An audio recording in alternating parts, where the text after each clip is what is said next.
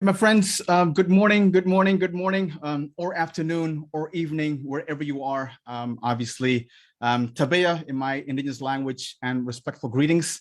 Happy International Indigenous Peoples Day, everyone. I'm so glad you joined us. This is the Gomuku podcast. Tahon si yosa kan jokwa. Na ya sungwawi ne sungwai disa isa ni ungwai ho tang.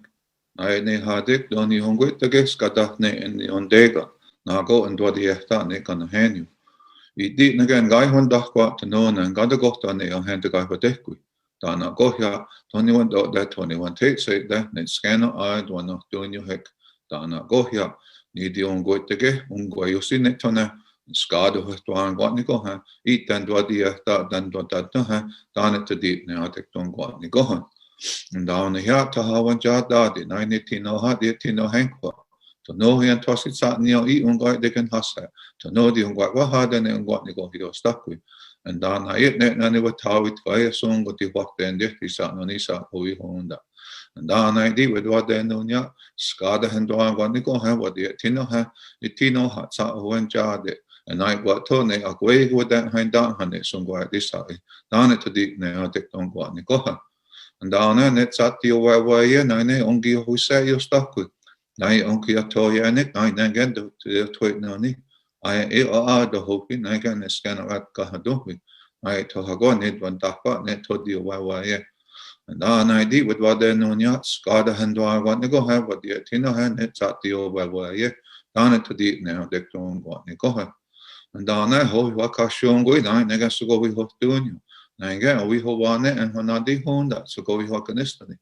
I just indeed eti soda had one of doing this, hekai once ago net tane takwa. And down the otne said watchia in the kakakwa. And down the otne eti soda soon kakakwa, and down it told yet there just enough wine. And I know we ho one it's at no ni honadi honda. And I did do with Sonians. Also, honey, what the end chat no ni honadi hon that's our kind yard. And I did with what they know ya, Scada and Dwan, what you go have, what the Tino ha, may awaken there also honey for the end chat no nisa, so go we honda. Down it to deep now, they don't want to go. And down there, so go ya tawa, and go ye new go to get the Yuki and yada. To not to stand you, so no talk not to say.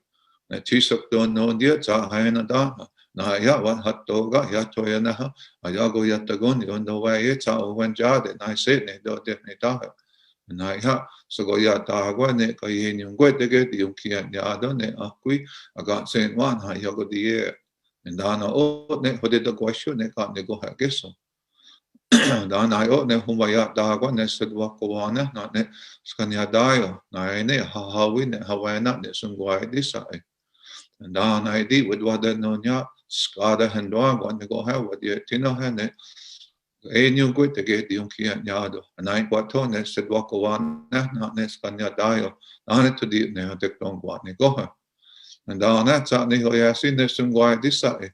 Night away, I went jagged and saw and then soon I had it. To know had you got duck what's at no top knock this side. And I had it to look duck what. When the day you was soon the day in the host hard in it, gonna one cross it. And I had some go that's just in it, don't go home with it, some go with it on the other day walked. And I did go to Estonian to us on some one away for. And down I did what they know near Skada and dog what they go her, or said one of her neck going here, get her nog in it some way this side. Down it to deep now, they don't want to go her. Down it to new Nagamaka what Wayne and neck on the hand. So that is the traditional open done in an Onondaga language. And this is done before all of our ceremonies, our meetings, and small gatherings and large gatherings. And that's an acknowledgement of all the things that the Creator has given to us. So at first it starts out with just, so this is a really condensed version of the Ganahanyu, and for the sake of time. But I remember as a child sitting through probably a good 45 minutes to an hour listening to the Ganahanyu from our elders. So we learned a lot of patience back then as children. But so I start with reading we thank and greet each other as the people that have gathered here. Then we go on to to Mother Earth. and all the things that the Creator has put down for us to be peaceful as we walk about on earth. We acknowledge the winds, the soft winds, and we know how harsh they can be. And we're seeing this today, now, those harsh winds that can do a lot of damage. We acknowledge that and give thanks for the soft winds. And then we go up into the sky and we thank starting out with the thunders, which bring the rains, and they have certain duties. Well, we acknowledge the sun, our elder brother, the sun, who warms the earth. We acknowledge the moon, our grandmother moon, and she works with the waters and with the women to bring life into the world. We also acknowledge the stars. Although we have lost a lot of the knowledge of the stars, we still acknowledge that they are still doing their duties of dampening the earth. And then we have these, we acknowledge what we call the four protectors, four messengers. And they watch over us as we walk about on earth, because we know there's a lot of dangers out there, and that we hope that when we travel, that we will return to our families and safe. And then we acknowledge one of the leaders who brought the messages to our people. And this was done over 200 years ago, when all the things that our white brother had brought to us, and his teaching of how do we keep our songs, our language, our culture, our ways of life, with all the things that our white brother has brought us. So we acknowledge him with his message of Handsome Lake. And then we acknowledge the Creator himself, that he's still sending love to all our people every day and every night. And he has given us a way to make things right for him. So that's basically a very, again, a very condensed version of the Thanksgiving address, words before else. We call it the Ganahanya, thanking of all the things that the Creator has given to us. Thank you. Situación de los derechos de los pueblos indígenas, la eficacia y medidas de cumplimiento consagradas en la Declaración de las Naciones Unidas sobre los derechos de los pueblos indígenas, y pensar hacia dónde vamos en los próximos años. Para los pueblos indígenas de todo el mundo, que suman más de 476 millones, la senda para obtener el reconocimiento internacional de nuestros derechos individuales y colectivos, primero por parte de la Liga de Naciones y luego por las Naciones Unidas, fue largo y difícil. Los pueblos indígenas, con el apoyo de las ONGs y la academia, se reunieron en el grupo de trabajo sobre poblaciones indígenas con otros delegados de otras partes del mundo y representantes de los Estados miembros. Y juntos comenzaron a trabajar en los primeros borradores y negociaciones de la Declaración de la ONU sobre los derechos de los pueblos indígenas, que fue aprobado en 2007 por la Asamblea General. En los años transcurridos desde la aprobación de la Declaración de la ONU, el Foro Permanente para las Cuestiones Indígenas, el Mecanismo de Expertos sobre los Derechos de los Pueblos Indígenas y el Relator Especial sobre los Derechos de los Pueblos Indígenas se han involucrado en muchos procesos a nivel nacional, regional e internacional, de conformidad con sus mandatos, a fin de facilitar la relación entre los estados y los pueblos indígenas. Además, la Conferencia Mundial sobre los Pueblos Indígenas del 2014 encargó a la Asamblea General que iniciara el proceso destinado a mejorar la participación de los representantes e instituciones de los pueblos indígenas en las reuniones de los órganos competentes de las Naciones Unidas sobre los asuntos que les conciernen. Este proceso ha permitido a los Estados miembros y a los pueblos indígenas que se escuchen mutuamente las preocupaciones y prioridades sobre la importancia de acordar el reconocimiento formal de los pueblos indígenas en las Naciones Unidas. Mientras se sigue avanzando con este trabajo, ahora más que nunca, ante las desigualdades que quedaron al descubierto durante la pandemia de COVID-19, las Naciones Unidas deben tomar medidas para responder a la situación actual y hacer realidad la aspiración de los pueblos de todo el mundo. Es hora de renovar los compromisos, crear y replantear un nuevo contrato social para garantizar que nadie quede atrás, incluidos los pueblos indígenas. La hoja de ruta para poner fin a décadas de colonialismo y patriarcado deben guiarse por instrumentos internacionales como la Declaración de las Naciones Unidas sobre los Derechos de los Pueblos Indígenas, para lograr la Agenda 2030 para el desarrollo sostenible, para la paz y la prosperidad para todos en un planeta sano.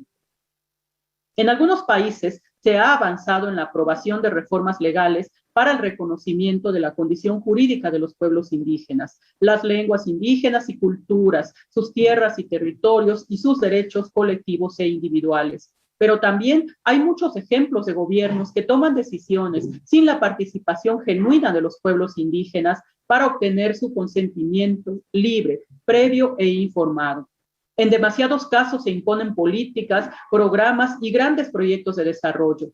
Tales acciones conducen a la criminalización de los pueblos indígenas cuando ejercen su derecho a la libre determinación, incluso sobre sus tierras y territorios. Es hora de pasar de la formalización sobre el papel a la puesta en práctica en materia de derechos humanos, para poner fin a la discriminación, al racismo, la opresión, la marginación y la explotación. En esta oportunidad, insto a los gobiernos de todos los niveles a establecer y fortalecer mecanismos con la participación genuina de los pueblos indígenas sobre la base de la Declaración de las Naciones Unidas sobre los derechos de los pueblos indígenas. Reconocer a los pueblos indígenas como pueblos distintos y no como grupos marginados y vulnerables, valorando su diversidad y sus peculiaridades por las valiosas contribuciones que realizan en beneficio de todos. Las lenguas indígenas, las prácticas culturales y la sabiduría indígena, combinados con la ciencia y tecnología, pueden contribuir a dar respuesta a las crisis climáticas, y los conocimientos tradicionales indígenas y prácticas sobre agricultura sostenible y saludable son beneficiosos para la soberanía alimentaria. Reconocer y apoyar a las propias instituciones y estructuras de autogobierno de los pueblos indígenas para empoderarlos, a fin de que tomen el control de sus propios asuntos en todos los aspectos de sus vidas, y volver a examinar y honrar los compromisos pasados para renovar y fortalecer las relaciones presentes y futuras, tanto como pueblos, así como naciones. De hecho, es hora de que los Estados miembros reconozcan que las luchas de los pueblos indígenas y sus organizaciones ya no pueden ser ignoradas como lo fueron durante la era del establecimiento de cada Estado-nación. Conmemoremos todos el Día de los Pueblos Indígenas, renovando los compromisos contraídos para la plena aplicación y puesta en práctica de la Declaración de las Naciones Unidas sobre los Derechos de los Pueblos Indígenas. Cuenten con el Foro Permanente para las Cuestiones Indígenas en este esfuerzo. Muchas gracias. Indigenous peoples around the world continue to face overwhelming marginalization, discrimination, and exclusion.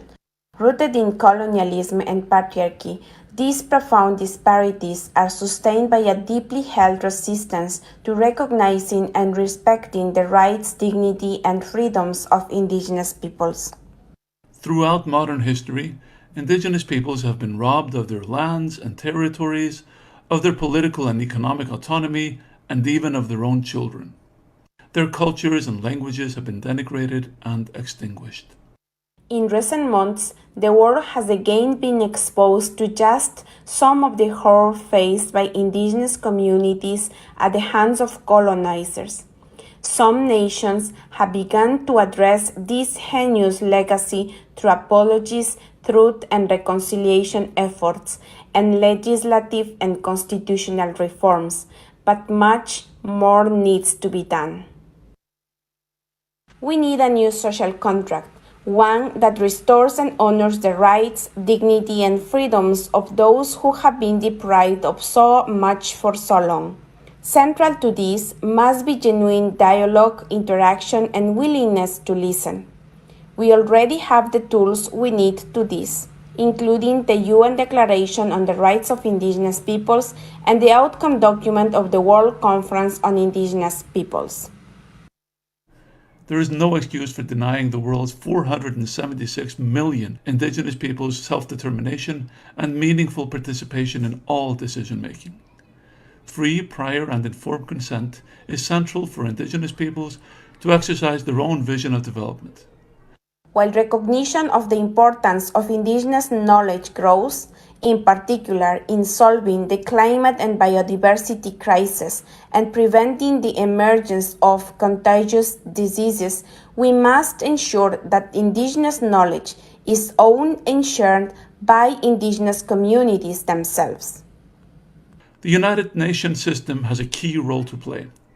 On this International Day of the World's Indigenous Peoples, let us show true solidarity by working to end the grievous inequalities of Indigenous peoples worldwide, to fully recognize the abuse they have endured, and to celebrate their knowledge and wisdom.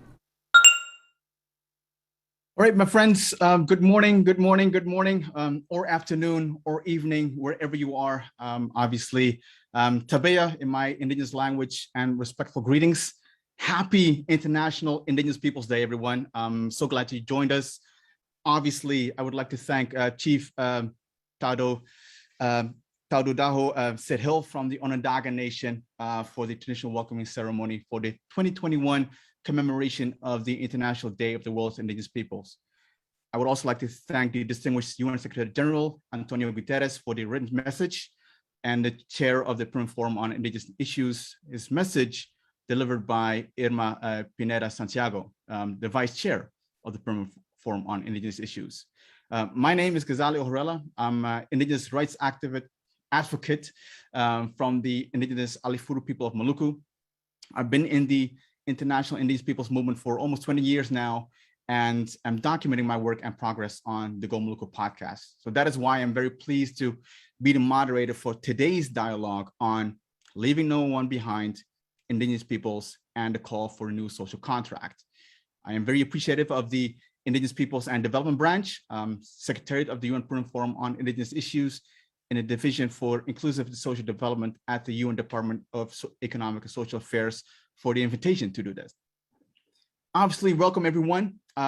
Before we start the conversation, let us know in the chat or comments where you're joining from. I already see people typing in where they're joining from, so please do that, so we have an idea who's joining us. Also, I would like to remind you of some technical aspects, obviously. For people who can join us today, this event is being webcast through the Permanent Forum's Facebook Live and Twitter account. Unfortunately, without interpretation. So if you're on Zoom, you can use the interpretation function. So, but feel free to share the live stream with your networks. This is a very important conversation that we're having in a few moments. And I also invite you to use the official hashtag that the Permanent Forum is using, hashtag Indigenous Peoples Day, as well as hashtag We Are Indigenous. If you have any takeaways, use the hashtag so that we know what your main takeaway is from this conversation that we're having. And obviously, like I said before, for people that are on Zoom, we have simultaneous interpretation, English to Spanish, and vice versa on this platform. Luckily, you won't be listening to me. I'll be moderating the conversation. You'll be joined by two amazing people. So I'd like to give a special welcome to my guest today, Ms. Maria Fernanda Espinosa Garces, President of the 73rd session of the UN General Assembly, former Minister of Foreign Affairs and Minister of Defense of Ecuador, and Professor James Anaya from the University of Colorado Law School, former UN Special Rapporteur on the Rights of Indigenous Peoples and international human rights lawyer. About the format, briefly, of this interactive dialogue, it will be very interactive. We have prepared guiding questions for our speakers. We'll allot some 10 minutes for discussion on each question, but you are invited. You're invited to use the Q&A function to ask your questions or make comments to the speakers throughout the conversation. I will be monitoring whatever comes into the comments and to the chat alongside this amazing team at the UNDESA who will provide support in managing the Q&As as well. So that's enough about me. Hopefully you won't hear me talking anymore throughout this conversation. So let's begin. Maria, James, welcome to this conversation. I usually begin with a little bit of background provided by the guests themselves. So if you can spend 2 to 3 minutes to establish some context, what is your, what I call the comical episode 1 story of Maria or James, like what forged your path in advocacy and diplomacy? Please, Maria, if you. Well, thank you very much, Ghazali. Greetings to Professor Anaya, of course. I cannot think of a better way to commemorate and celebrate each one of the 176 million indigenous peoples worldwide And I want to, of course, thank the United Nations, UNDESA, the Secretariat of the Permanent Forum, in particular, Miriam Masakisa, for this very creative format of having a free-flow conversation, reflecting openly about what are the challenges, what are the dreams that indigenous peoples have around the world, but also the incredible contribution of indigenous peoples to build a fairer, a more inclusive, and a richer world.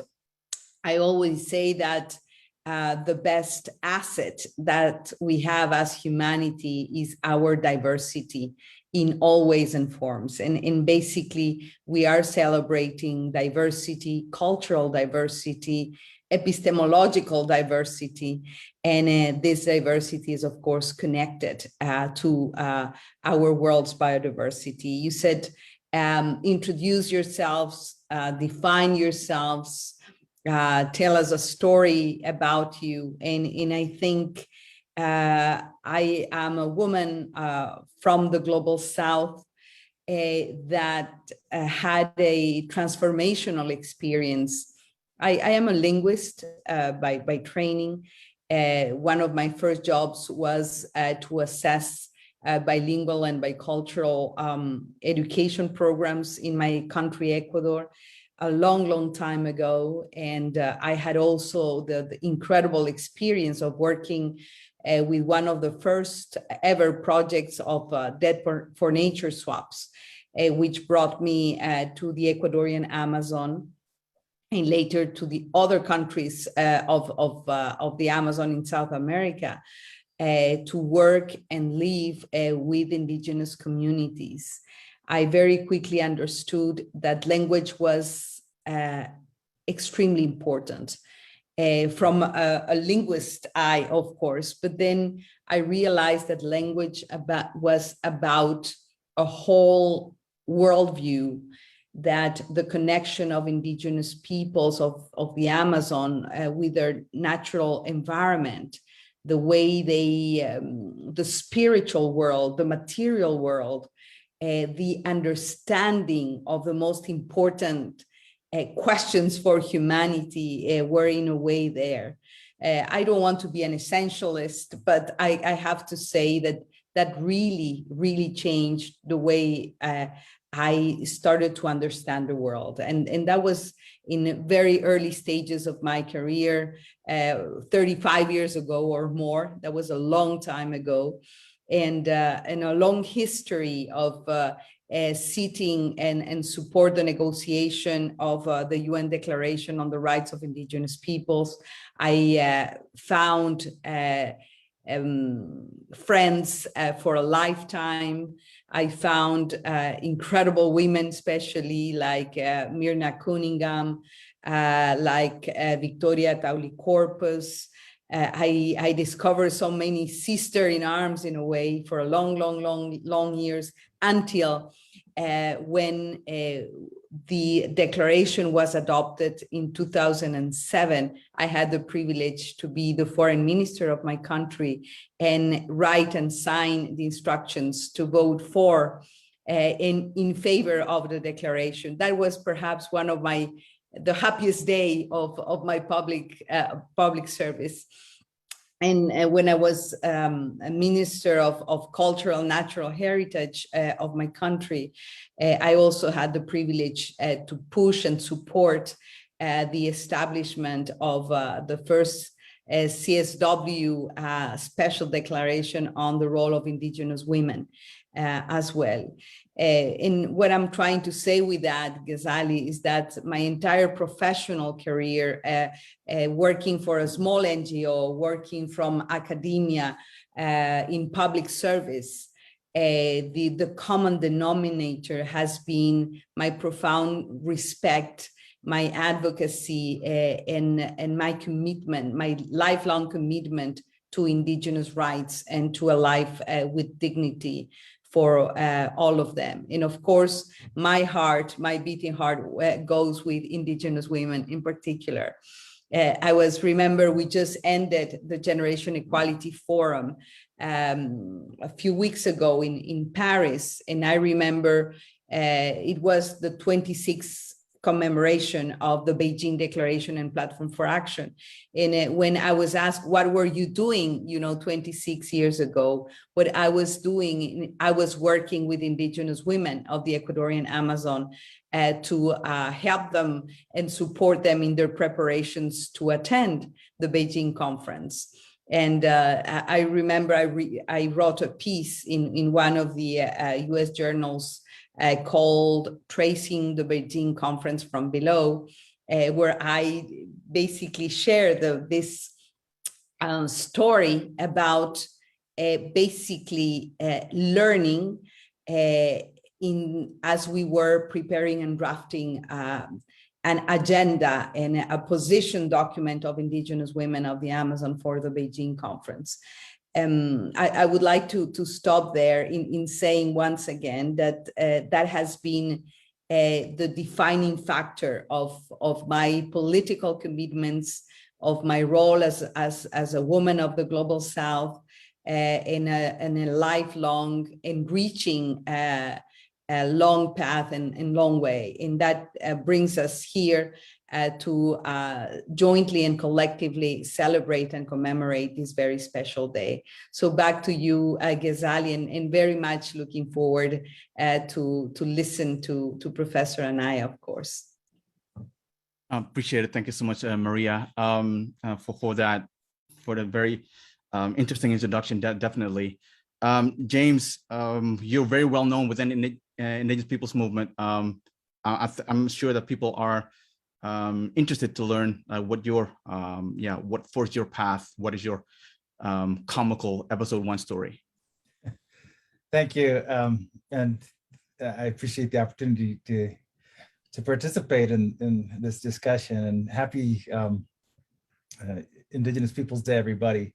I've been observing the chat, and I've noticed quite a few of the folks that I know. So special hello to you, and of course hello to everybody who's participating, and thanks to DESA and to all those wonderful people within DESA who worked on organizing this event and this celebration. I'm happy to say a few things about myself. Like you said, a lot of people do know something about me, especially from my time as Special Rapporteur on the rights of Indigenous peoples. I'll go back to when I was in law school studying to be a lawyer. I still wasn't sure what I wanted to do with my life, but I did know I wanted to eventually try to make some kind of positive difference in the world. Growing up, I was instilled with a strong sense of right and wrong, and I was exposed to poverty and discrimination. And also from an early age, I was made aware of and valued my indigenous heritage rooted in the Apache and Purepecha peoples. So by the time I left law school, I knew I wanted to work on indigenous issues. I had come to understand something about the global dimensions of the problems facing indigenous peoples beyond the tribes and communities with which I was familiar, and I came to believe that the skills I was acquiring as a lawyer could be useful in addressing solutions to those problems. Now, at the same time, having studied about the law and its relation to indigenous peoples, I came to understand more and more about the limitations in the legal arrangements within the United States, where I live and I'm from, and the limitations in those arrangements elsewhere as well. I also learned and understood about how, in many cases, the law has been an instrument of the oppression of indigenous peoples, for example, justifying colonialism and colonial arrangements and the taking of lands. So early on in my professional career, I joined in efforts encouraged by people who mentored me and guided by people who mentored me. I joined in efforts to reform the law as it affects Indigenous peoples, while continuing to use those aspects of existing law that can actually promote justice for Indigenous peoples and nations. But given the limitations in the law and policy at the domestic or national level, I started to turn my attention, along with many others, to advancing reforms at the international level, including through the formal human rights institutions of the United Nations and regional organizations. And along with many others, I participated in standard setting exercises, first at the ILO and then also at the UN through the efforts to develop and ultimately see adopted the UN Declaration on the Rights of Indigenous Peoples. And I was so privileged to come to know so many people involved and at the forefront of the Indigenous rights movement globally who really nurtured me and helped me in my understanding of what could be done, what needed to be done to move forward. And along those lines, I have to say that through all my work, I've learned to always be guided by the wisdom of Indigenous leaders and elders, and to always honor their work and sacrifices. And I've come to understand how Indigenous peoples have contributed to addressing not just their own concerns, but also the problems facing the world more broadly, and how Indigenous peoples have more to contribute in the future. And I want to stress how privileged I feel to have been able to do the work I've done and will continue to do. So that's a bit of my background and outlook. And again, I'm very thankful for the opportunity to participate in the discussion today. I appreciate it, James. And while you were talking, people actually recall your visit to some countries. I see it in the chat. So don't think that we're not reading the chat. We're definitely reading it. So very appreciative for your kind messages, everyone. All right, let's jump right into it, because people came here obviously for the new social contract to talk about what it actually is. We have 4 guiding questions, so let me jump in right into the first question.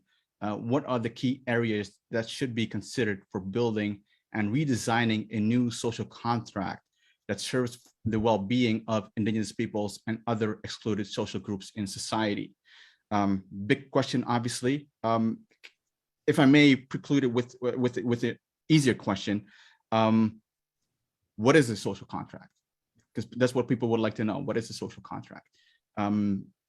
Maria or James, please, whoever feels would like to start. Please, James, go ahead. Go ahead. Yeah, I'm happy to jump in. Well, it's interesting we're talking about using the term social contract, and I think it can be useful. The term social contract arose as part of the body of political theory in the 17th century Enlightenment era. We can talk about philosophers such as Rousseau and Hobbes, who at the time gave currency to that term and the idea behind it. In that context, it referred to the implicit or tacit consent that individuals grant to be governed as part of a society and to have their absolute freedom limited. And that consent is given in exchange for protection of certain retained rights and social order. This theory was juxtaposed against the long-standing ideas of monarchical government by divine right, which had been the dominating theory of government for centuries, of course. So today we can see the term social contract used more generally to refer to the explicit or implicit agreements members of a society or community make to establish the moral and political rules of behavior. And as we've heard in his recent speech and just in his recent statement that was read to us, the Secretary General referred to the need for a new social contract within society and at the global level to overcome the many problems facing individuals, peoples in the world today, including problems of inequality and marginalization of indigenous peoples. So if we take the idea of a social context in our present context, it should be understood, I think, that most indigenous peoples never did have or haven't fully consented to the social orders and or governmental authority of the states that have been thrust upon them. In fact, as we know, that is the problem at the root of the historical and ongoing oppression and marginalization faced by indigenous peoples. So for indigenous peoples, I think establishing a new social contract would be a remedy to the lack of initial consent to be governed by the states that have grown up around them, and would entail the construction of a new social order based on consensus and respect for those rights. And as stated in the Secretary General's statement, that new social contract, in this sense, should be based at a minimum on the terms established by the UN Declaration on the Rights of Indigenous Peoples and other international instruments.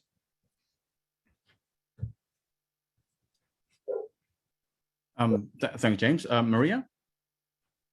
Well, I think that I cannot agree more with James with the idea of having the UN Declaration on the Rights of Indigenous Peoples as a basis for a new social contract.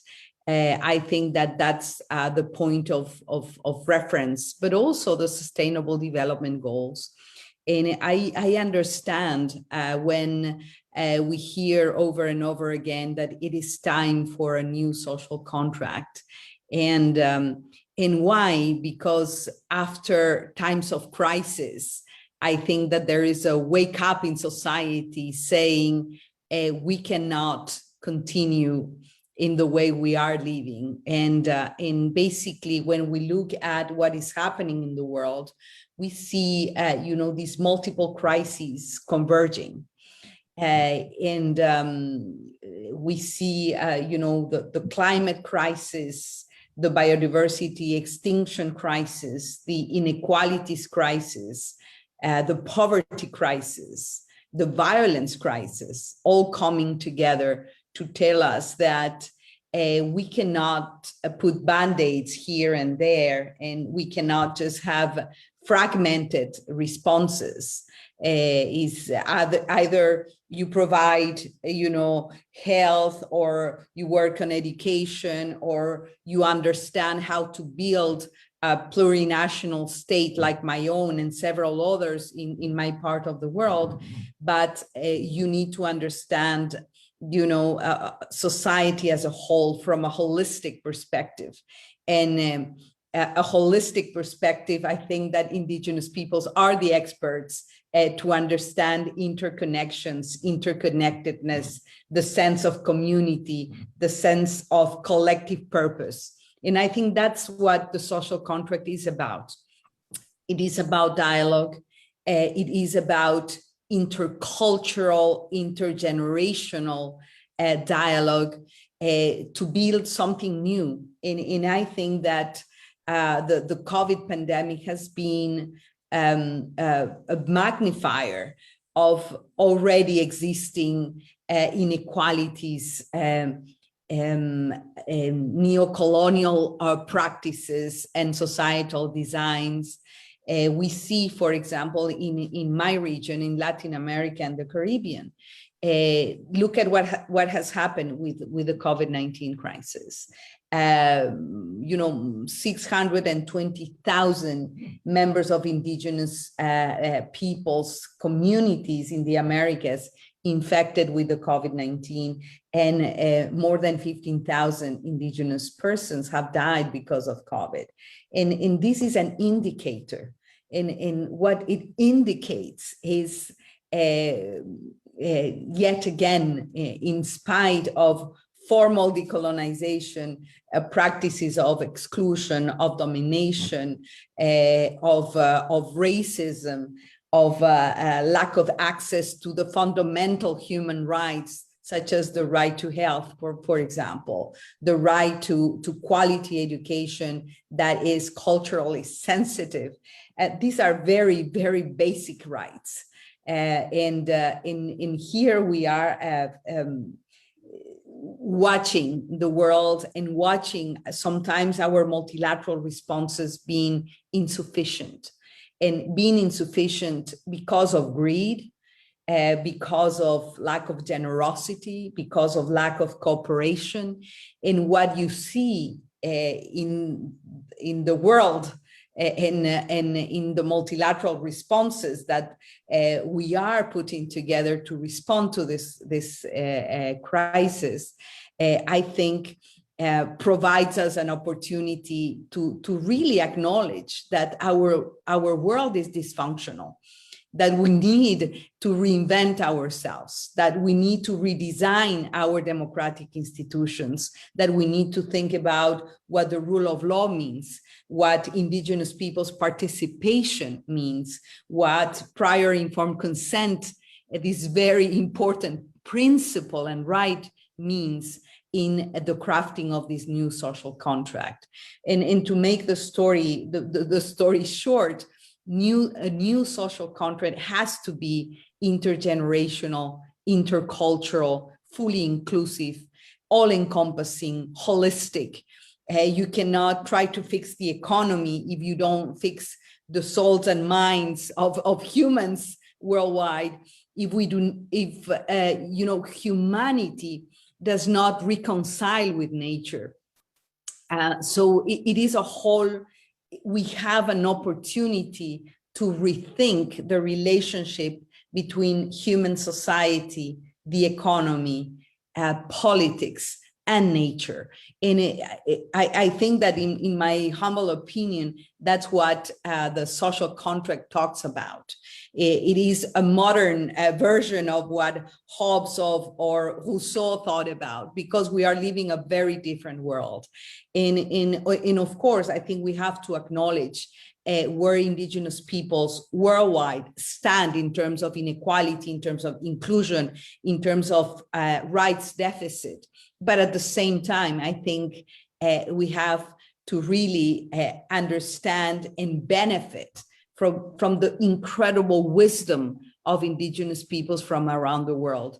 My opinion after all these years is Indigenous peoples, of course, should be the architects of their own destinies. But more importantly, I think that so-called Western societies should benefit, learn, and be fed by the agency and the knowledge and the expertise and the experience of Indigenous peoples worldwide. So Indigenous peoples should not be only speaking about Indigenous peoples' issues and rights, but really speak to the whole of society. And this, of course, it's not only the task of governments. We tend to do, and I have done that myself in the past, to say, here's the package and bring it to the government so they just fix it and do it for us. I think it's a whole of society, and understanding, of course, and when we speak about society, we do not speak about a monolithic a collection of people. We speak about our diversity of cultures, of vision, of epistemologies, of understanding development. And that's what the wealth of humanities precisely resides in its diversity. And I know, and when we were exchanging, Ghazali, you were saying, some Indigenous persons do not understand what the social contract is about. And perhaps it is not only a question that Indigenous peoples around the world ask themselves, but we all ask ourselves, because there is a time also for creativity, for reshaping, for retooling our political systems and our social coexistence. And back to you, Ghazali. No, appreciate it, Maria. something that I would like to ask you as well. You already, both of you already alluded to it. The question that came in, and it's been coming in multiple times, like what went wrong with the old social contract, and maybe tagging into the kind of question is like, so what elements does this new social contract need to include, or key areas need to include, so that it benefits Indigenous people or serves Indigenous peoples? If I could, so what went wrong with the old social contract? If we look at the way governments were ordered and the terms of the implicit or tacit agreement that established governance and the relationship between government and society, it was mostly exclusive of Indigenous peoples if we're talking about the states. And as I said earlier, the social contract that needs to happen now is not a reformed one, it's a new one for Indigenous peoples. So Indigenous peoples were able to remedy that exclusion of the past. And I think Maria Fernanda, and it's really wonderful to be sharing the stage with you, the virtual stage, makes a very important point that the social contract is one that is broadly inclusive of all of society, and not just has to do with Indigenous peoples, although Indigenous peoples have special particular interests in this idea of a social contract. We might think of the social contract having two dimensions in regards to Indigenous peoples. One is that relationship that Indigenous peoples have with the state, with the systems of governance around them, with the broader society, in the terms of the tacit or implicit agreement within that broader context, within the context, and the terms of moral and political behavior of the broader society itself, and the broader national and global societies. There are problems, as pointed out by the Secretary General and highlighted just now by Maria Fernanda, in the world that are seemingly intractable, that require deep reforms, reformulated arrangements, economic, political, social, to address the deep problems facing the world: inequality, pervasive poverty, climate change. We know what they are. And it is within that broader context that of the need for a new social contract in the larger sense, that we can think of Indigenous peoples and efforts to develop and reform their own relationships with society and the governance structures around them. But those two dimensions, I think, is what we're talking about and needed attention. Yeah, definitely. I cannot agree more with James. In basically, I think that we are living, of course, everybody tells us the world is incredibly interconnected. We're all interdependent. And we are arguing now that the Earth system is a common heritage, and we're working towards that. I am an ambassador of the Common Home for Humanity initiative, and we are working towards a global pact for the environment, and we're trying to put the pieces together in a way. But I think that in spite of that we are more connected. Even, when we say we are all connected, the virtual world is connecting connecting us all. But when you start thinking, for example, that half of the world, 50%, do not have access to internet, they're offline. What is the kind of inclusion that we are talking about? What to do with this 50%? And when it comes to women around the world, 4 or 5 points percentage excludes them even further, from access to be connected. And I'm saying this because I believe that this new social pact or social contract, whatever name we want to give to that new way of building forward better, I think that it is a time for reconnection, to reconnect in what are the things that we need to reconnect. And I think one of the reconnections that we really need as humanity is connect the times and cycles of nature with the times and cycles of politics and decision making. You know, our political systems, our institutions are designed to think short term, to think in a very, I would say, pragmatic, short term, immediate gains way. If you look at the political cycles in parliament, in public service and government, there is a complete disconnection with these cycles and the cycles of the life of society and the life of ecosystems. So I think that we need to really come to grips to reconnect the times and the cycles. And for that, again, this reconnection has to have, you know, the voice, the agency, and the wisdom of indigenous peoples. I have touched and lived and shared how much, you know, the community cycles are connected to the cycles of nature. The decision making, the societal political structure within communities. And that leads me to a second area of reconnection. It is the reconnection of scales. And how the community and the local level can inform national decision making, and how national decision making can inform the global decisions that we take in the world, internationally, globally, multilaterally, and vice versa.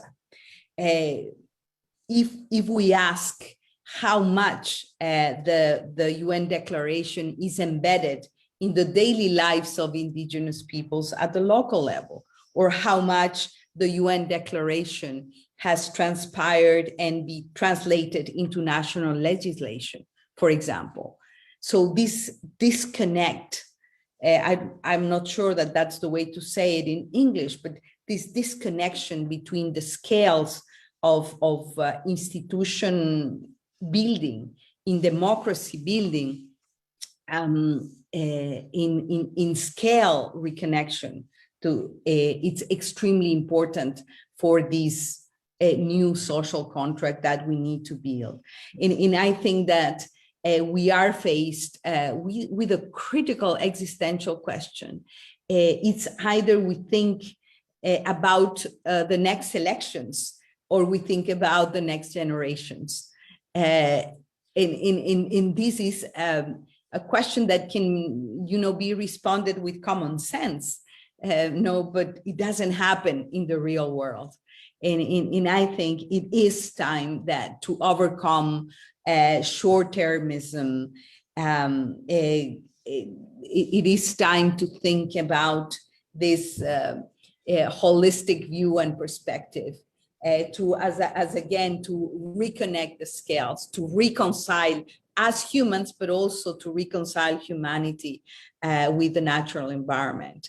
And these are fundamental questions for this so-called new social contract, where we need to listen more, and when we need to learn more.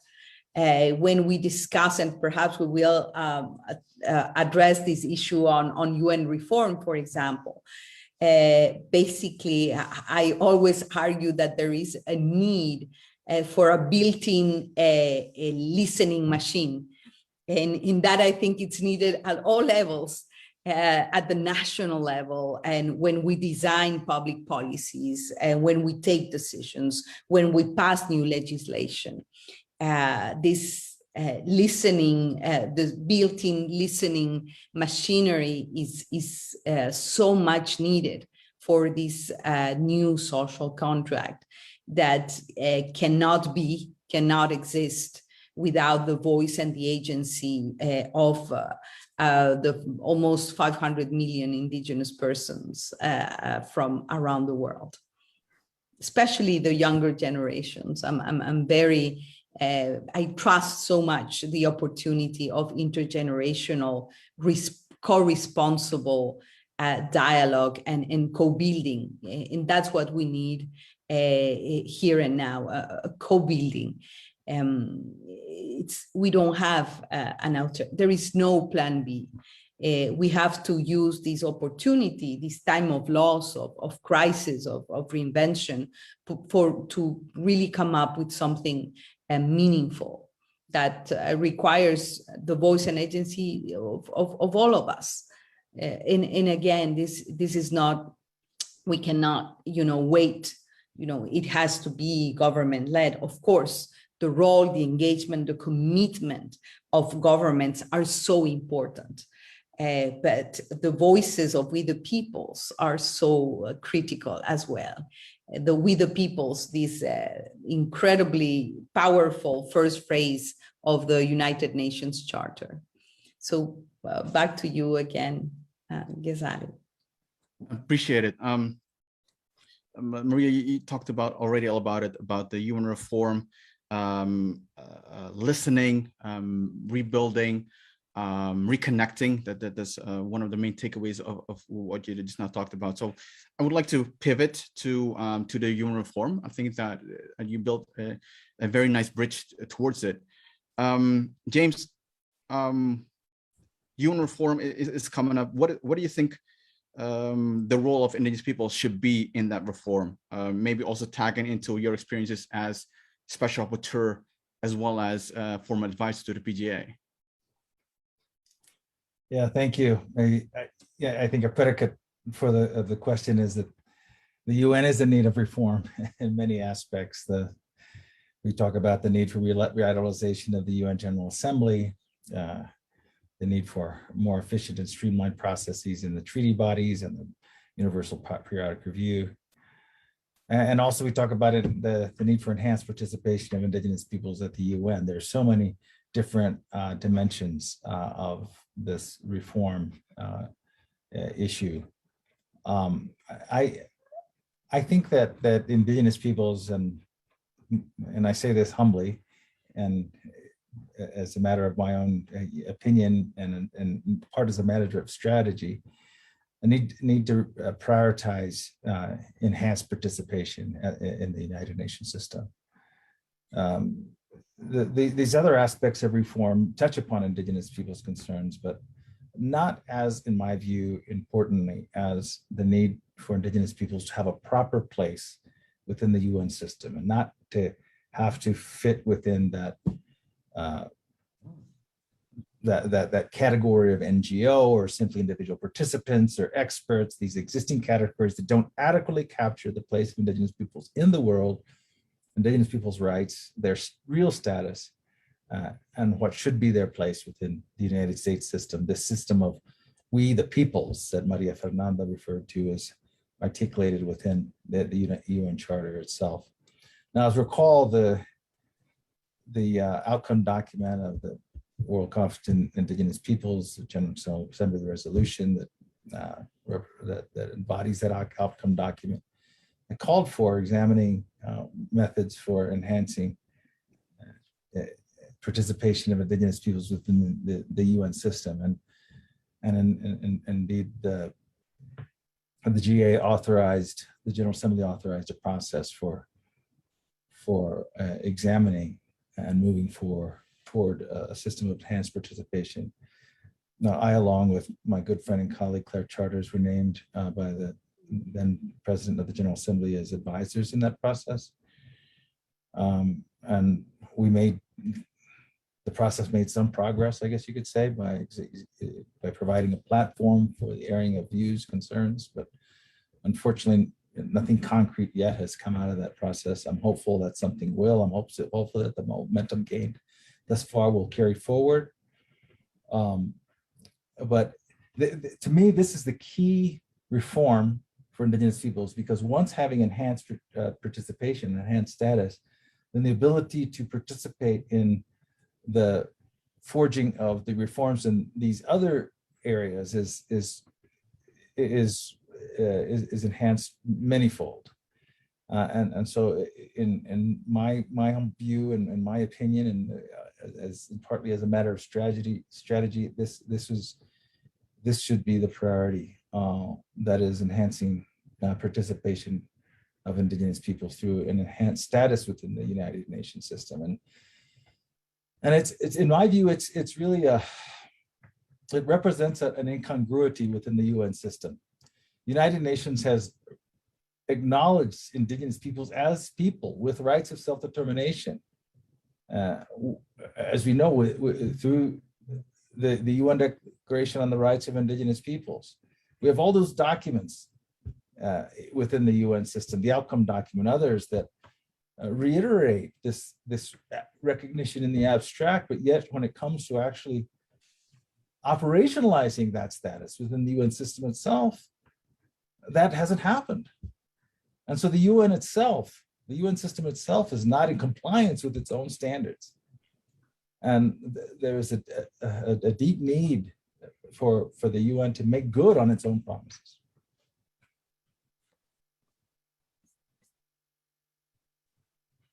Yeah, well, I think that basically, as always, I think that James said it all in a way, but when we look at the UN ecosystem, which is extremely complex, for a regular citizen from around the world to understand how the treaty bodies operate, how the special rapporteurs work, how countries report on the universal periodic reviews on their human rights commitments, now how governments report on through the VNRs, the voluntary national reviews on progress regarding the Sustainable Development Goals and the 2030 Agenda. It is a very complex ecosystem, even more complex than the tropical rainforest ecosystem. But basically, I think that this pending homework that we have, and the pending homework is how to institutionalize a building mechanism to ensure the voice and meaningful participation of Indigenous peoples in the multilateral architecture as a whole. And as James mentioned, of course, there is the permanent forum, which it's a very important platform. But basically, the Indigenous Forum is, even though it's extremely important, it's Indigenous leaders and intellectuals talking to each other in a way, with very little participation and engagement from member states sometimes. That has been my experience. And in basically Indigenous peoples, leaders and intellectuals and professionals talking to Indigenous peoples' issues. But I think that if we are serious about this new social contract, we need this building institutional machinery, which provides Indigenous peoples with a special status. When I say this, it's not that civil society and the NGO community has their participation deficit solved.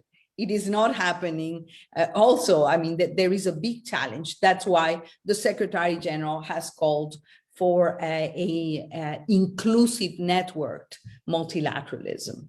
And we cannot think about an inclusive network multilateral system if Indigenous peoples do not have a voice, do not participate and engage actively. And yet again, not only to discuss about the Indigenous peoples' agenda, which is very profuse, very diverse, very important. It varies from region to region. In some region, the issue of land rights and in land security is critical. In other parts of the world, is is political participation,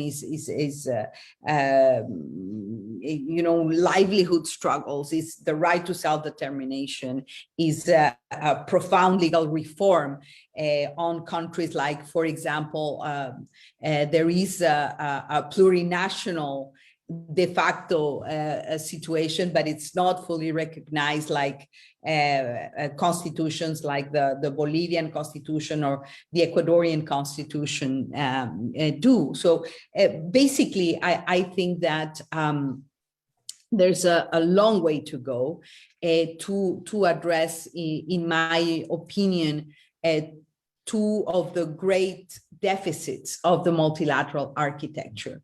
And one is the implementation deficit.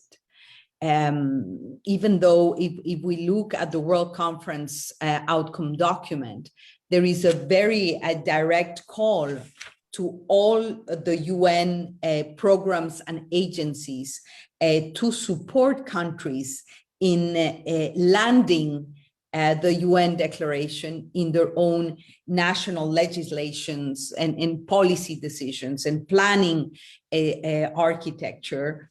And I don't know, and perhaps you know better, but how many countries have used the UN Declaration on the Rights of Indigenous Peoples and translated into national legislation, for example, or have used it as a planning and policy design tool? I think that they're very, very few. And I think that we really need to speak to this implementation deficit.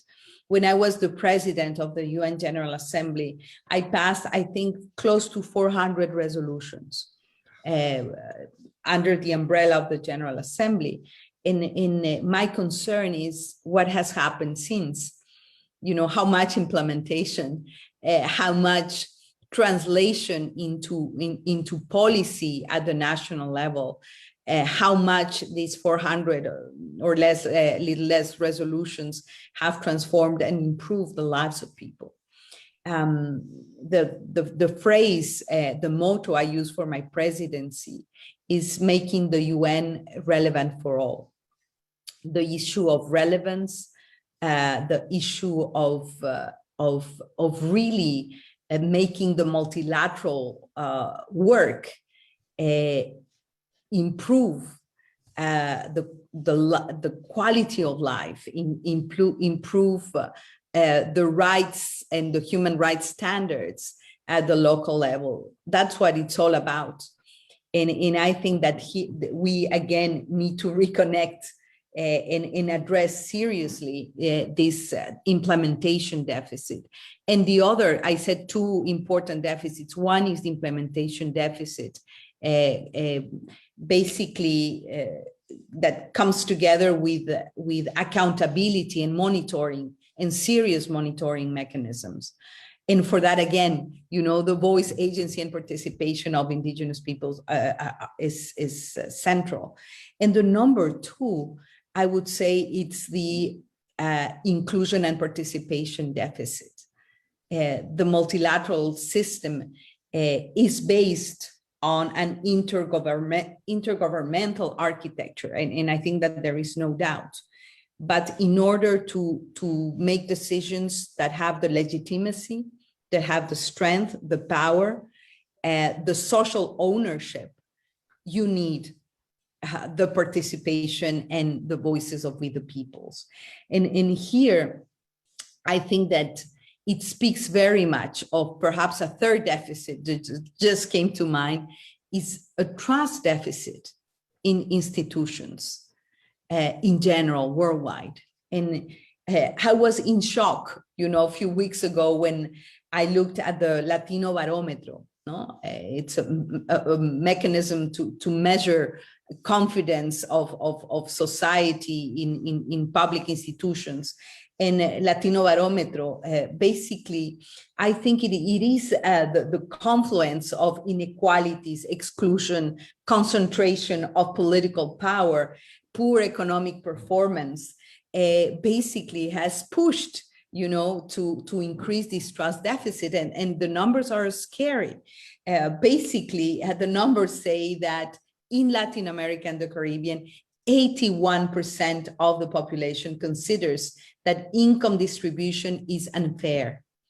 77% considers that our societies in the region are governed in the interest of a few wealthy and not for the good for all.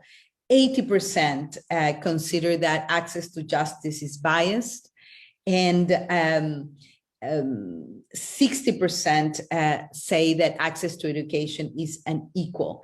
And to add to that, 80% of the population do not believe in political parties in their political systems.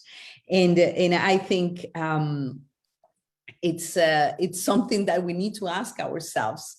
How is that we can counter this trust deficit in democratic institutions, in politics? And I think that the role of the multilateral system, the United Nations, delivering for the people in need is extremely important. And for that, we need to redesign, refresh, retool, modernize the United Nations. And I think that we have so much expectations of the upcoming report from the Secretary General called Our Common Agenda. And this report was mandated by the UN 75th Political Declaration, the 75th anniversary of the United Nations, now the 76th anniversary. I think the time is ripe to rethink, the institutional structures. 76 years have passed. The current geopolitics, the current world, the processes of decolonization, everything has changed. When the charter was first signed, we had 51 countries, subscribing the UN Charter and being part of this new League of Nations. Today, we have 193 countries, a geopolitical landscape that is so different, in a social energy, vitality that is so much needed as we think the new multilateralism, what I call multilateralism 2.0. And the new retooled multilateral system cannot be without the voices and the agency of indigenous peoples, with a proper built-in, institutionalized inclusion and participation machinery. And we still have this pending homework. During my presidency, and I think 2 or 3 times we have had these interactive dialogues, these conversations to discuss on the participation modalities. But now I think we have enough elements to have already with a piece that can be discussed and agreed upon. It is so much needed if we really want an inclusive and networked multilateralism, as the Secretary General has called for. Back to you, Ghazali. Thank you so much, and I think that that neatly segues into the the other guiding question that that we're going to use today, is like, what new roles can Indigenous peoples, civil society, and academia play to ensure that building back better after COVID-19 is based on agreed principles and rights? Like, what is the role of Indigenous peoples in confronting climate change? Also, I'm sure that a lot of people have already seen that the IPCC report came out today. It's very disturbing, and people are now more than ever looking at Indigenous peoples about their guidance, about their knowledge. Any thoughts on the new roles that Indigenous peoples can play, making sure that we come out better out of COVID-19? Yeah, I guess it's my turn to speak. Yeah, I entirely agree that there is a huge implementation deficit. We have these standards that have been articulated by the United Nations system, but then at the national, local level, we have a big there's a lot lagging behind in terms of actually seeing those rights realized. And, a lot of more effort needs to be put forward at the local and national level to see these agreed principles and rights actually take hold and implemented. Of course, COVID has been a bit disruptor. It's made processes that were already in place a stall, partly because of shifting priorities, but there's a need to turn back to with the new awareness that COVID is brought to the plight of many with the inequalities in the world. There's a need to turn back to implementing these agreed principles and rights with regard to Indigenous peoples through real practical measures. Part of that is seeing reforms in legislation and constitutions. Canada just last month joined those very few states that actually has adopted into legislation in some form the UN Declaration on the Rights of Indigenous Peoples. That's a very good development. We see other countries engaged in constitutional reform processes. Ecuador, of course, around 2010, 2011, very important processes. Bolivia has been mentioned. Currently, Chile and Mexico are looking at reforms in constitutions. So these are very important developments, and they help build this new social contract that we're talking about. But a lot more needs to be done, and beyond legislation and constitutional reform to actual programmatic change on the ground. And of course, in the participation of Indigenous peoples in these developments to see rights implemented is key, as Maria Fernanda emphasized. Without that participation, the arrangements that are ultimately pursued, cannot work. The legitimacy depends on the participation of Indigenous peoples, but the need to operationalize the rights and principles that have agreed upon is apparent. And there is so far been a lack of sufficient political will across the globe. Like I said, we've seen certain positive developments, but overall, a lot more needs to be done. And beyond seeing Indigenous people's specific rights being implemented through concrete efforts, more needs to be done to involve Indigenous peoples in confronting these broader issues like climate change and the food crisis. And I think it's been manifested in many different ways. The way that Indigenous knowledge can be brought to bear in a positive way to addressing problems with climate change and food crises. Revitalizing Indigenous people's own agricultural methods, or allowing Indigenous peoples to do that, supporting that, can go a long way to addressing the food crises.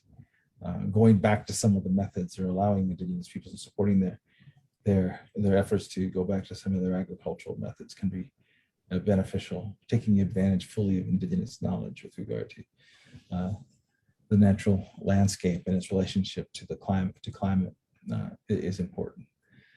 So that's an important dimension as well. I appreciate it, James.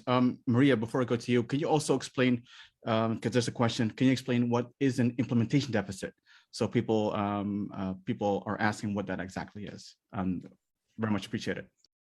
Well, I think that James has just explained what it means. It means that there is a lot of effort in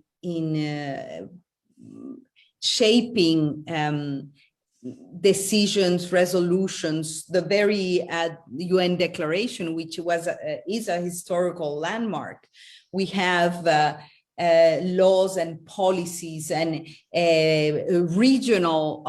There is the Inter-American Declaration on Indigenous Peoples' Rights, the UN. We have a series of legal instruments, of policy guidance instruments But then when it comes to actually implement, transform, use all these mandates in pieces of either international law or pieces of international political guidance into the national level, there is a gap. And even when you have proper national legislation, or you have in your constitution a declaration that you are a plurinational state, in reality, it does not happen in terms of the rights, the livelihoods, the political participation of indigenous peoples worldwide. There is a profound gap between policy and action. Policy and decision making. Let's ask in terms of public investment, how much money goes to indigenous peoples worldwide? What is the part of the budget that goes directly to indigenous peoples? So speaking about public budgets, let's say. So there is a disconnection again between law and policy, and between policy and action. This shortage of action and shortage of investment, the shortage of rights, it's what we call this implementation deficit. Going beyond words, we have this phrase, deeds, not words.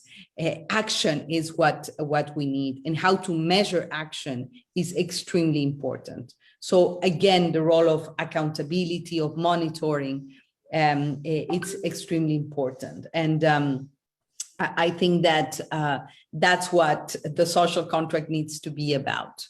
I'm a big defender, as a linguist, I'm a big defender of words and the power of words and the power of narratives, of course, but I think that words need to be translated into improving the quality of lives of people on the ground. In this case, the quality of life of indigenous peoples on the ground. And you look at any indicator, take the 17 Sustainable Development Goals, and just add, factor in the indicator of indigenous person or indigenous community, or in the case of my country, indigenous nationality, and let's look at numbers of poverty, at numbers of malnutrition and hunger, access to education, impact of climate change, what are the most vulnerable communities, and believe me that then you will have the answer. And the counterpart of that is look at the contribution of indigenous peoples, for example, to fight climate change, adaptation innovations, resilience building. When we look at COVID even, let's look at FILAC's platform on COVID.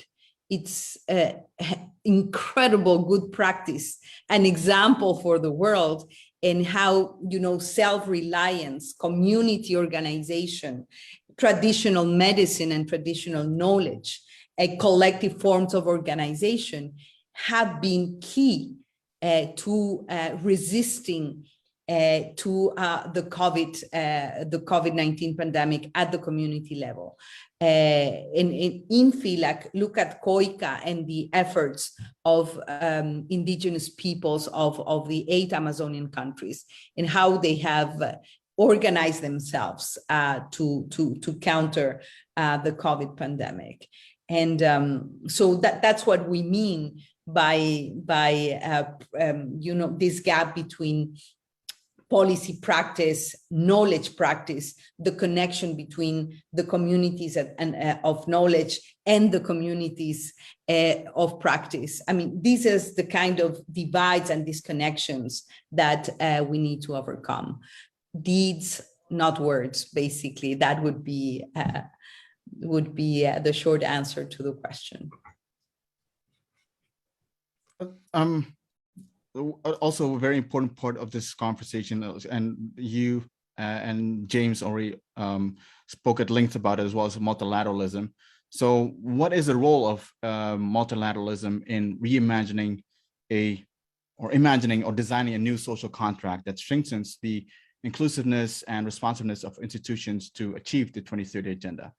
How do we improve the accountability, delivery, and efficiency of the multilateral system as a whole? Any big question, however, any thoughts on that? Well, Maria Fernandez has already spoken quite eloquently to the need to reform multilateralism, including within the UN system. And I totally wholeheartedly agree with those comments. You know, this is a different world from when the UN Charter was adopted in 1945. And not only has, you know, the world changed in fundamental ways, such as including the global South in a more robust way than it was before, but also in terms of values. The kind of political arrangements that were in place in 1945 that were acceptable then are not acceptable now. The understanding of the rights of Indigenous peoples is a prime example of how the world has been more expansive in terms of, developed more expansively in terms of understanding the rights and values of different segments of the world's population in a more progressive and just way. What I would say, the role of multilateralism can be, if we think of it in a reimagined, more adequate to the current circumstances way, is to see multilateralism be more, a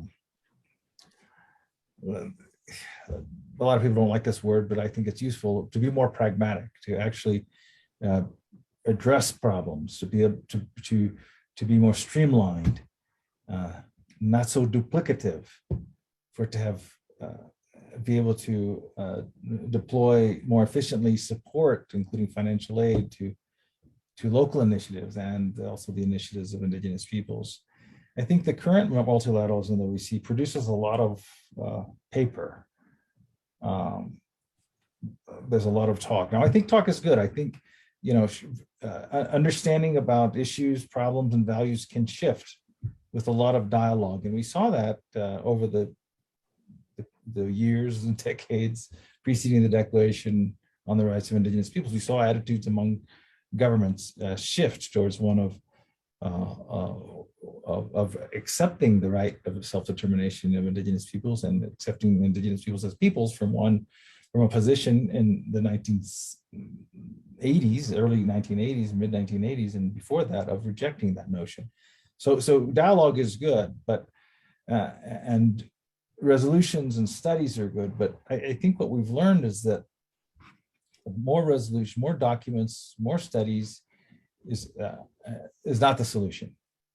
There needs to be a pragmatic, action-oriented orientation to multilateralism, in my view, especially if we're going to see real change happen toward the implementation of the 2030 agenda, you know, which really is a quite bold agenda, speaking to the need to address and eradicate poverty, to uplifting countries whose economies are suppressed, or the need to address climate change and the other issues facing humanity, including issues having to do with the conditions of Indigenous peoples and lack of respect for their rights.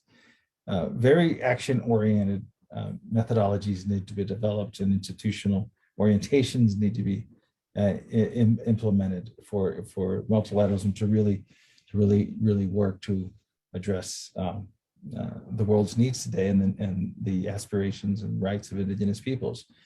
And this fits with our discussion about the implementation gap. The multilateralism of today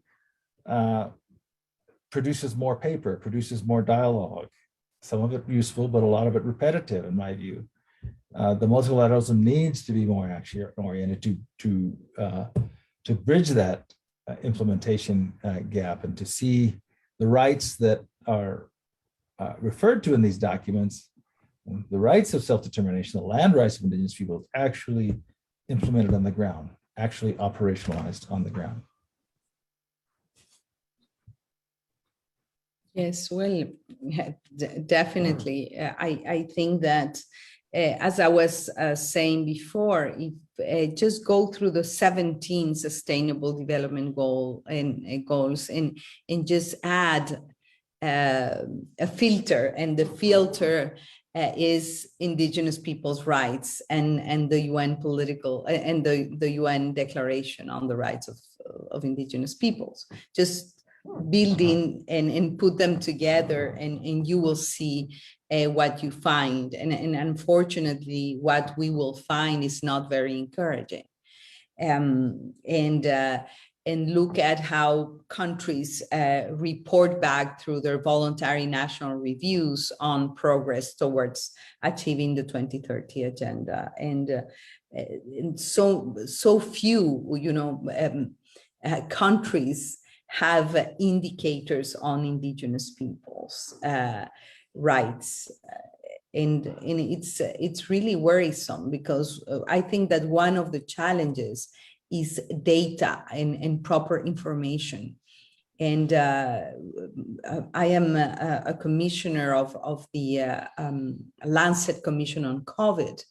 And we have done a lot of research and tried to gather data on COVID and Indigenous peoples. And it's so difficult to have disaggregated data, good quality data, proper information. And that's also the responsibility of states, but with the full engagement of Indigenous peoples. And in that, I think it's one of the issues that we need to tackle and address seriously, the data and quality information gap. Otherwise, you cannot measure, you cannot compare, you cannot understand what is that you should be doing better. And that's, in my opinion, one of the challenges. And the other challenge, I would say, is that what are the Sustainable Development Goals that are relevant to Indigenous people's lives and rights?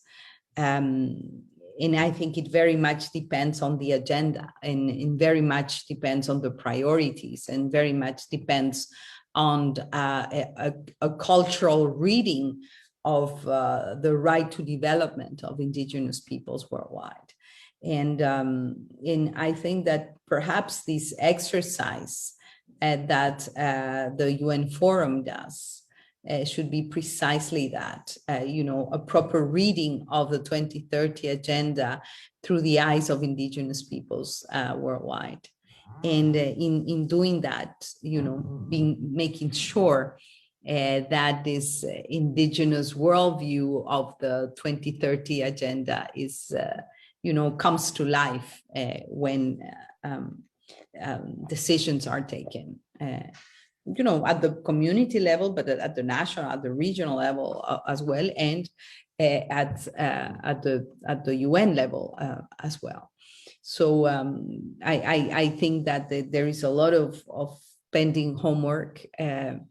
As I say, there is this paradox, because on one hand, the numbers are not very promising if you look at Indigenous peoples. But on the other hand, the potential, the creativity, the intellect coming from Indigenous peoples is so much needed for this new social contract, whatever name you want to give it, but this new social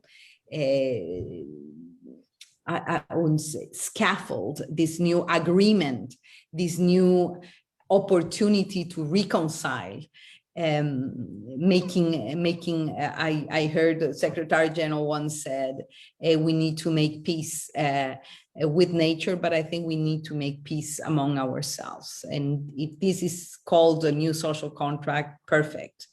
And for that, I think we really need a multilateral architecture that reflects that reflects the situation, the conditions, the geopolitics of the 21st century, the decolonization processes that happen after 1945. They need to be properly reflected in this new multilateral architecture, and as we think about the UN for the future generations. And we are given an opportunity, as I repeat constantly, this is a whole of society effort. It's not only the responsibility of member states. It is about the voice of indigenous peoples, of civil society, of academia, of the scientific community, of the private sector. And I believe that the private sector and the philanthropic community, they both have a critical role to play in a very horizontal and respectful dialogue process and co-building process as well. So there's a lot. I don't like to be very prescriptive, but I do think that when we speak about building forward better, building back better after the pandemic, we really need to sit down and have a checklist that we all agree upon.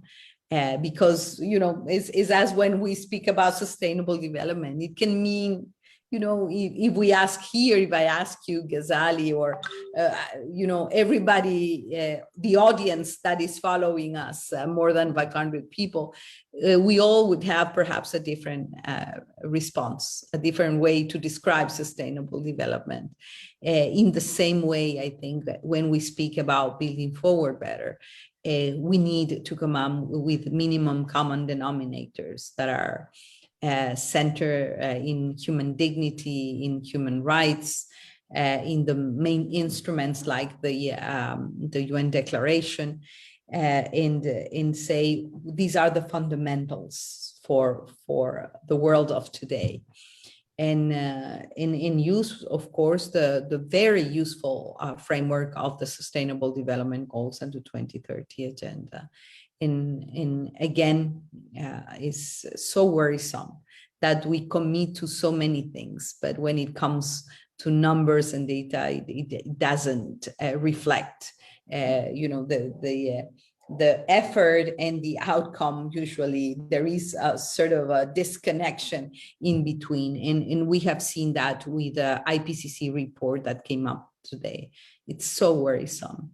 And we know that who suffers from the climate crisis, who suffers from the climate destabilization, the small island developing states, the vulnerable populations worldwide. The millions of climate refugees are increasing worldwide, and let's hope that these multi-millionaire stimulus packages that we're seeing, especially in the industrialized world, really are translate into greener, more inclusive development, and because we cannot have the same old system, same old way of behaving, the same old way of taking decisions.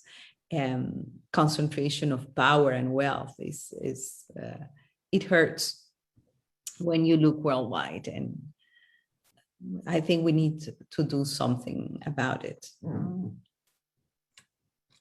Yeah, very well said and eloquently, and as you see people on the chat and also in the comments on live also like responding to it very well. We're coming unfortunately towards the end of this conversation. I have one more question, and perhaps we can take one or two questions from the audience as well. We talked about social contract, and you, Maria, again, you did a very nice bridge towards it. This new social contract, let's say Indigenous people are sitting at home watching this, and they're trying to get their minds right, or they're trying to understand what this whole new social contract is. How can this new social contract best support Indigenous peoples and their plight towards peace and development? I'll let Maria Fernanda go. Okay. I think that the contribution of Indigenous peoples to a culture of peace is so critical. And when we speak about different forms of violence, it is not only conflict related, it is not armed conflict. it is structural violence of exclusion, of discrimination, of rights and human rights deficit. And I think that when we're talking about this new social contract, it is about understanding, about solidarity, about cooperation, about truly building a culture of peace. And basically, I think that peace is a precondition for societies that are more equal in that live in harmony. And sometimes when we're asked what comes first, what comes first? You need to build a culture of peace in order to narrow the multiple inequalities gap. What comes first? And I think that they all come together. A true culture of peace comes with a world that is more equal, more democratic, more inclusive, more pluricultural and intergenerational. And at the same time, I think that there is no possibilities of a culturally sensitive, sustainable development if we do not operate, decide, interact in an environment of harmony and mutual respect. And here I'm thinking about the dozens and dozens of indigenous human rights defenders that are being killed in so many parts of the world. And I think that this is something that in this new world, in this new social contract cannot happen. And of course, there is this, if you look at conflicts around the world, unfortunately, what we see is that conflicts over access and control of natural resources, of strategic resources, and you name it, water, the impacts of climate change, of the biodiversity extinction crisis, issues of hunger and food sovereignty and food security, I really have profound impacts in the building of peaceful societies. And again, I think that inclusion, participation, respectful and horizontal dialogue, democratic institutions, inclusive institutions, including the United Nations, is a precondition for building peaceful and sustainable societies. And once again, the voice and agency of indigenous peoples is not only a precondition, but it's much needed. It is much needed. I cannot think about a better world in the future without the voice, the intellect, the creativity that indigenous peoples bring to the table. And again, not only on indigenous peoples matters, but in world matters, in the way to overcome the current multiple crises that we have described many times today, but no possibilities of achieving the Sustainable Development Goals, the 2030 Agenda, including SDG number 16 on peace, justice, and strong institutions without the voice, the agency of indigenous peoples. And here, I know that there are conflicting views on the political participation and engagement of indigenous peoples. And I hear and I respect, of course, this point of view saying indigenous peoples should devote their time to be, intellectuals, to be scientists, but they should not get into politics. And I think that unfortunately, power and the redistribution of power is critical. And the redistribution of political power is even more critical. And I am a full supporter of an active engagement in politics of indigenous leaders worldwide. and the space for indigenous women to be in positions of power. And I think that if we are talking about redistribution of power balance, the building of democratic institutions, I think we need to be serious about political participation. Political leaders at the local level, indigenous mayors, we had a big wave of indigenous mayors that made the difference, but indigenous representatives in parliaments, in governments, indigenous representatives. I'm really looking forward to seeing, indigenous ambassadors at the UN having a say in government and state matters. So I think that we should aim at that. And of course, I fully respect, because there's a whole, view that it shouldn't happen. But I think politics is a very hard world and environment. I can tell you firsthand, especially when you're a woman, it's very difficult. It's taxing. But it is needed.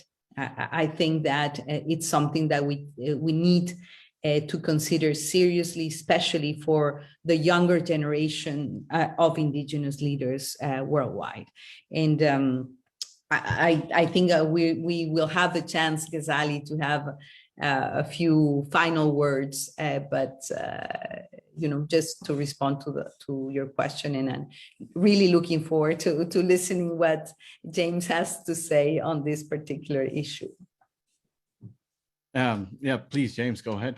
Yeah, I do believe a new social contract, and I think it's almost self-evident, it can support peace and development if it's based on respect and promotion of widely recognized human rights, and including the human rights of indigenous peoples, as articulated in documents like the Declaration of the Rights of Indigenous Peoples. Human rights, justice is a precondition for genuine peace and for the development, and that is a principle that I think has been widely understood. Going back to at least the UN Charter. The UN Charter itself envisions a global order and social orders within countries, based on equality and respect for human rights and self-determination of peoples. And of course, that's made explicit in the initial articles of the UN Charter and its founding purposes and principles. A world order and social orders based on respect for equality, human rights, and self-determinations of peoples. And I would extend that to self-determination of indigenous peoples. Without respect for these rights, there can be no real peace. There will always be instability. History has shown us that, current developments have shown us that, and there can be no genuine development, because development, when we talk about development, it is development with respect for human rights, the very term and understanding of what we mean by development. So I do think that what the Secretary General is advancing, this notion of a new social contract, based on new arrangements that not only address the pressing issues of today, but do so on the basis of embedded values, the rights that are respected, can be conducive to peace and development more broadly, and indeed is essential if we're going to have genuine peace and development. I appreciate it, James. Maria, unfortunately, we're at the very end of our conversation. Hopefully, it was valuable to everyone. But I hate to leave without giving Maria and James some final thoughts, remarks, takeaways for people to consider. I don't want to impose time limits, but we don't have a lot of time. So, Maria, if you please could go first.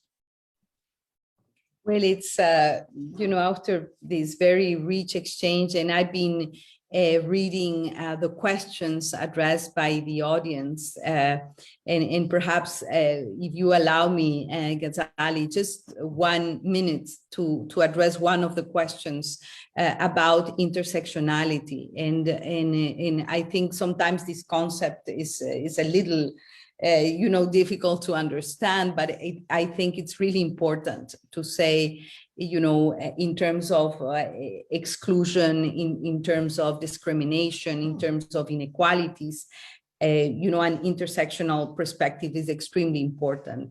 When I said just building a lens of Indigenous peoples' rights into the Sustainable Development Goals is, build in, use a lens of when your ethnic, gender, disability condition come together. That is how poverty and inequality intersection of exclusion has to become an intersection of inclusion, of full engagement and participation. And really, when we address inequalities, we need to look at all these different aspects of different dimensions of inequalities, tinted by, as mentioned, by gender, by race, by ethnicity, tinted by disabilities, et cetera, And I think that we will not be able to deliver on the Sustainable Development Goals if we do not understand this intersectional dimensions of inequality. Just to respond to one of the questions, in my final words would be that we are given a golden opportunity to reconstruct, to rebuild, to redefine, to come up with a narrative and with a practice for a better world, because we are living at times of multiple crises. We have said that so many times, but it is a crisis that has to become an opportunity for building forward better, and for this new social contract. We are very much, as mentioned at the beginning, looking forward to the report from the Secretary General, to this our common agenda. And perhaps this our common agenda is a little bit of a synonym of this new social contract. And for that, I think that the principle of participation, meaningful participation, inclusion, different voices, diversity of opinion in this rebuilding process is absolutely vital. And again, the voice, the agency, the contributions of the indigenous peoples are not only desirable, but are much needed, much needed. Cosmovision, spirituality, ways of understanding, institutional architecture, power redistribution. All of these are critical questions for the future of multilateralism. And the future of multilateralism can only be if it includes the voices of indigenous peoples. So it has really been a privilege to celebrate with you this International Day for Indigenous Peoples and Indigenous Peoples' Rights.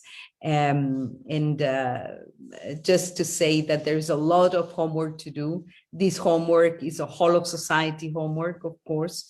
And I will close with one phrase, which is deed, not words. And to close this implementation in trust deficit that we're living. The only way to do it is be engaged, participate, exercise your power as a citizen, as an indigenous leader, as a community leader, exercise the power that you have in your hands.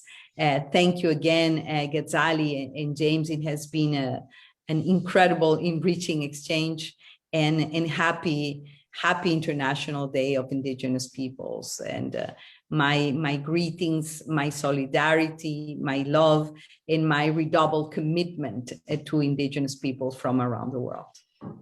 Back to you, Ghazali. Thank you, Maria. James? Yeah, it's been a great discussion. Thank you, Maria Fernanda, for all your wisdom that you shared and that I've learned from. Gazali, for your moderation, and of course to the organizers for putting this all together. And again, I'd like to add my congratulations and to all those who have worked so hard to get the Indigenous rights movement where it is today. And my final word is really one that I've ended with in many of my speeches. Some of you heard me, and that is optimism.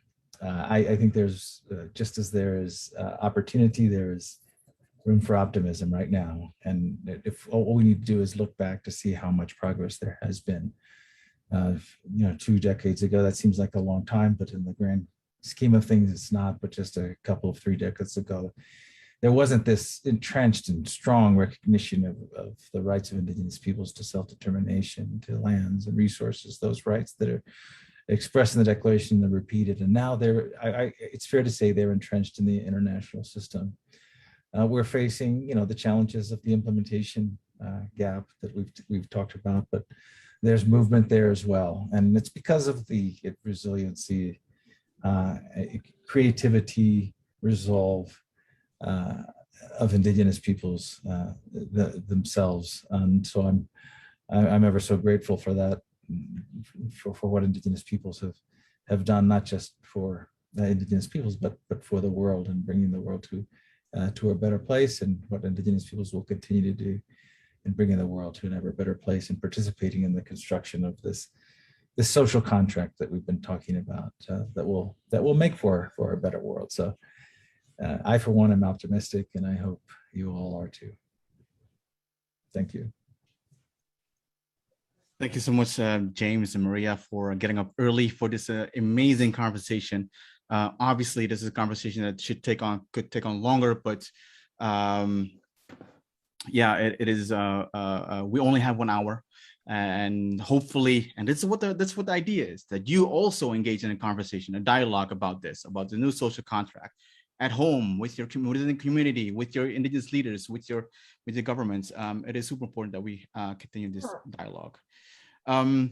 Obviously, I will not even attempt to capture or conclude, because James and Maria did a very fine job doing this.